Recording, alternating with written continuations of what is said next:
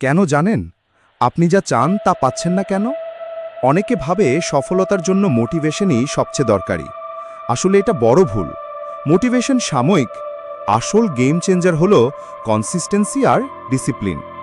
আমরা প্রায় ভাবি আমি একটা ব্যবসা শুরু করব, জিমে গিয়ে ফিট হব, রিডিং হ্যাবিট গড়ে তুলব। কিন্তু মাস শেষে দেখি কিছুই হলো না। সমস্যা কোথায়? অ্যাকশনের অভাব। সবাই জানে কি করতে হবে, কিন্তু প্রতিদিন কাজ করে খুব কম মানুষ। 2. ছোট ছোট অগ্রগতি পাত্তা দেন না। সফলতা হঠাৎ আসে না।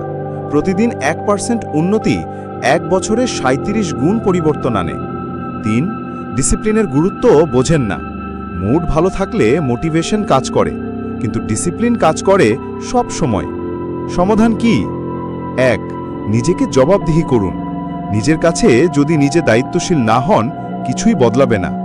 2. একটা সিস্টেম তৈরি করুন। আপনার লক্ষ্য অনুযায়ী একটা রুটিন তৈরি করুন, যেটা ধীরে ধীরে অভ্যেসে পরিণত হবে। 3. প্রতিদিন 1% উন্নতি করুন। ছোট ছোট পরিবর্তন একসময় বড় সফলতা তৈরি করে। সফলতা কোনো ম্যাজিক নয়, বরং প্রতিদিনের ছোট ছোট কাজের ফল। Consistency plus discipline is equal to সত্যিকারের অ্যাচিভমেন্ট। নতুন নতুন মোটিভেশন ভিডিও পেতে আমাদের সাথে থাকুন। চ্যানেলটি সাবস্ক্রাইব করুন এবং লাইক, কমেন্ট ও শেয়ার করুন। ধন্যবাদ।